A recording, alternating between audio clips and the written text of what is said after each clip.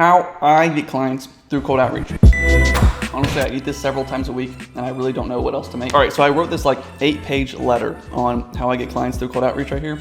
And I might post it somewhere. I don't know what I'll do with it. But I want to explain this entire process to you right now. So here we go. I've used this for hundreds of people. I've helped hundreds of people get clients through cold outreach. I just wanted to share with you how I do everything. So what is cold outreach? Cold outreach is soliciting a prospect to try to get them to buy something from you or sell them something like a product or a service. My methodology around cold outreach is pretty simple. So here it goes. Ready?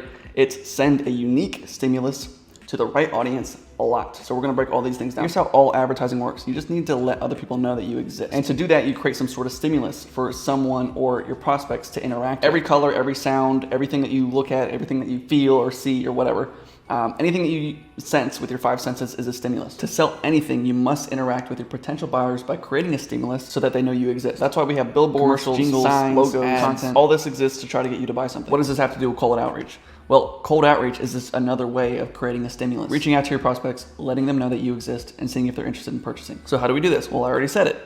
We need to create a unique stimulus to the right audience a lot. So to create a unique stimulus, you need 3 keys of cold outreach. And these 3 keys are unique audience, unique offer, unique channel. So we'll start with the most important part, which is unique offer. Your offer is the unique value that you provide to your prospects. Like what makes you different from all the other competitors. If you have a compelling offer, then it makes it really easy to sell. Now I made a whole video on how to make good offers, but here's the basics. We need to understand what the prospect's problems are and or help them increase their status. So for example, when I was starting out, I called a ton of pest control companies and I just asked what their problems were and what they wanted more of. And they said their biggest problem was that they relied too heavily on word of mouth and they didn't have a consistent way of getting clients.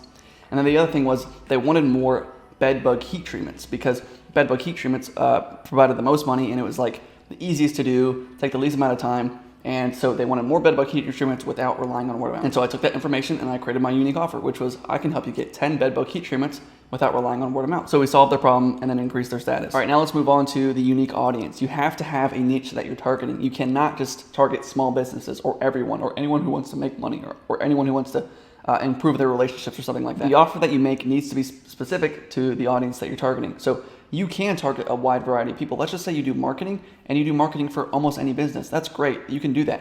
The only thing is that we have to have something specific for the people that we're reaching out to. So if I go to pest control companies and I said, hey, I can get you more money, right? That doesn't really relate to them. That doesn't really resonate with them. But if I said I can get you more bed bug heat treatments, that only really resonates with pest control companies. So you can target anyone with cold outreach and it'll all work. The only thing is that you have to have a really unique offer to that specific audience that they want to respond to. Now I get to ask this every single day, hey Carson, what niche should I pick? And my answer is always the same. It's not what everybody else is doing, because if everyone else in your niche is doing solar and roofing, then your answer is not to go what everybody else is doing, because that makes you ununique. It's not what you're passionate about, because no one, including your mom, doesn't care about what you're passionate about. A unique audience is literally just that, it's unique. So if I gave you a list of all the best niches or the best audiences that you can target, then everybody in this video that's watching you, the viewer count, right, however many people watch this video are gonna go out to those niches, and then guess what? They become ununique, which means they don't work anymore.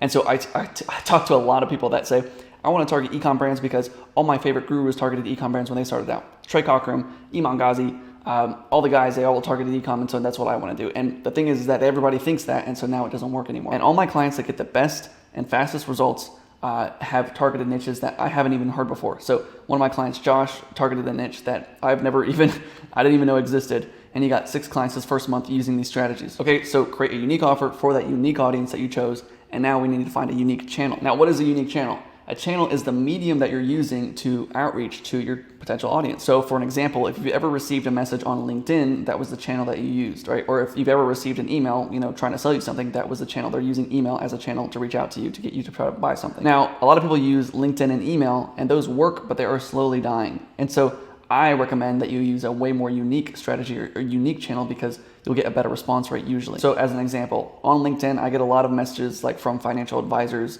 and I kind of notice that I get a lot of messages on financial advisors, so I kind of filter it out, and I'll talk about that in a minute.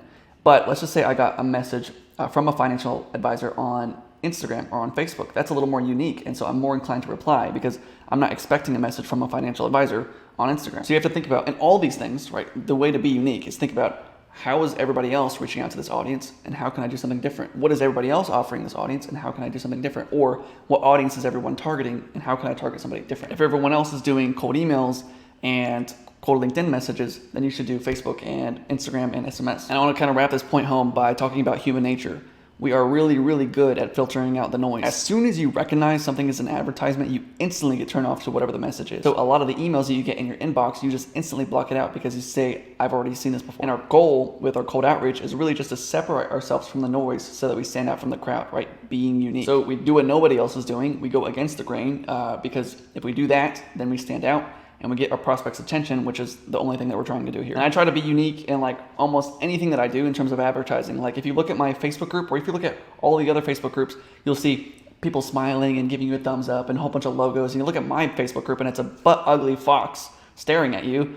And every time you're scrolling through your Facebook page and you see that my Facebook group, you're like, what in the world is that? And then you want to click on it, right? Because it's really unique. And if you've ever opted into my course or received any emails from me, you probably received this email, which looks like the subject line had an aneurysm. A lot of people reply to that email and say, hey, Carson, something's wrong with your email. I said, yeah, exactly. That's the point, because it gets a 90% open rate because it looks so weird. So back to square one. Send unique stimulus to the right audience a lot. So we went over the unique stimulus, right? Unique offer, unique audience, unique channel. Now we're going to go to the right audience. Now, right audience, what I mean by this is the data that you can use to reach out to your potential clients. So let's say you had a whole bunch of people that were moms that subscribed to Mom Magazine, and you had all their mailing addresses. Well, you can use those mailing addresses and reach out to them by sending mail to those mailing addresses. That's the data that you have. So with this, it's a matter of how do we find the right data in order to reach out to them? What kind of data can we find?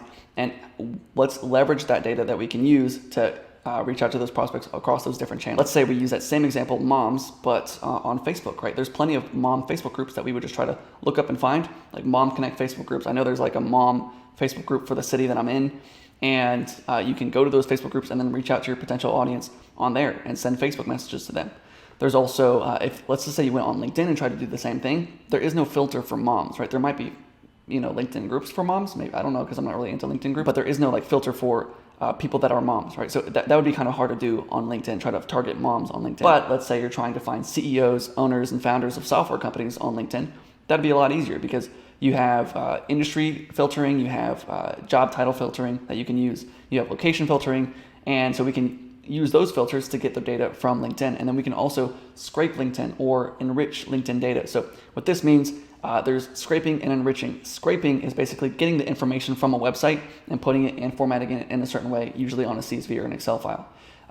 Enriching data is like when you give a tool or a software a specific piece of data, a string of data, and it'll give you back more data in return. So let's just say you put in a URL or a link to a website, and it'll give you all the emails and phone numbers of the employees of that website. So there's a few different tools to do that. I'm not going to get too big into tools today because I have a whole bunch of videos of reviewing different tools for scraping and enriching data. And you can get really deep into this too, which is awesome. Let's say that your audience follows someone on Instagram and you want to get all the information of all those people that follow that person on Instagram. Well, there are certain tools that allow you to scrape Instagram of all the followers of a certain person.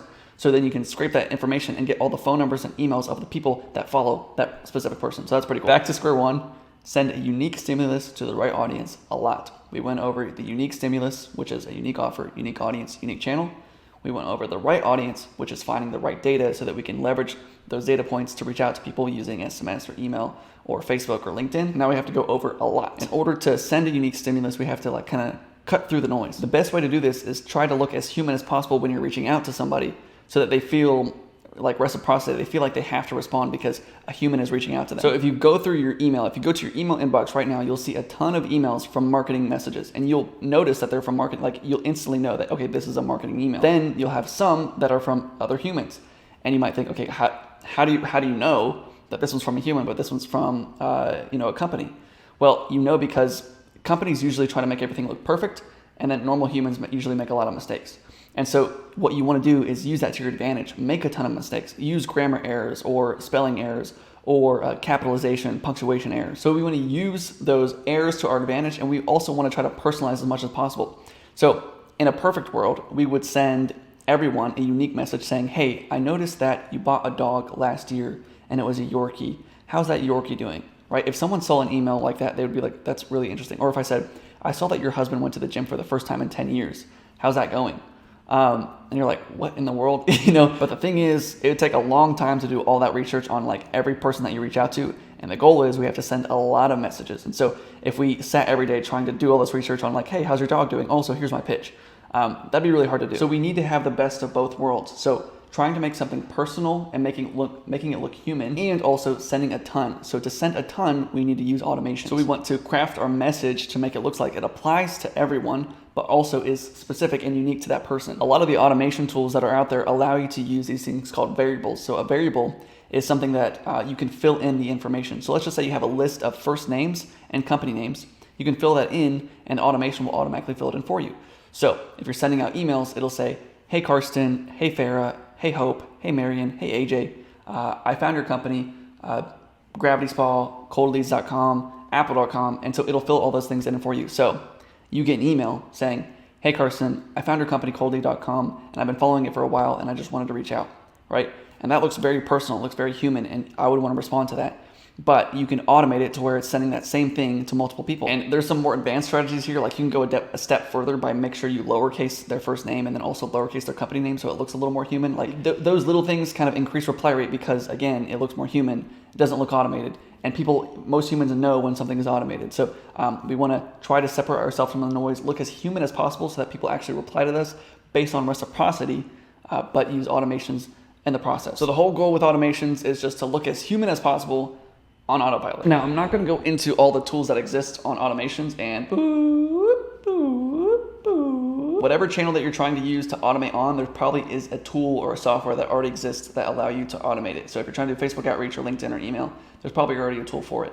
I use Facebook, LinkedIn, email, SMS, Instagram, voicemails, WhatsApp, iMessage, Google Calendar invites, and Twitter. Now, some of those don't have a software, and I created my own software around it, and it was pretty easy. I use this tool called RoboMotion. I made a whole video on how to use that tool, but for the most part, most of the outreach systems that are out there already have some sort of automation tool or software that you can use to use variables and then automate messages to go out to people. So to wrap this up, send a unique stimulus to the right audience a lot. So to send a unique stimulus, we need to have a unique offer, unique audience, unique channel. Then we need to have the right audiences. To get the right audience, you need the right data. To get the right data, we need to find out what platforms our audiences use. So if they use LinkedIn, we can enrich or scrape that data to get more information about that and then reach out to them on those different platforms. Then finally, we need to send a lot. And to do that, we use automations. And the key with automations is to look human on autopilot. If you want my free course on how I book 120 appointments a month, I'll put it in the link in the description below. It is free. Also, if you want me to help you book 120 appointments a month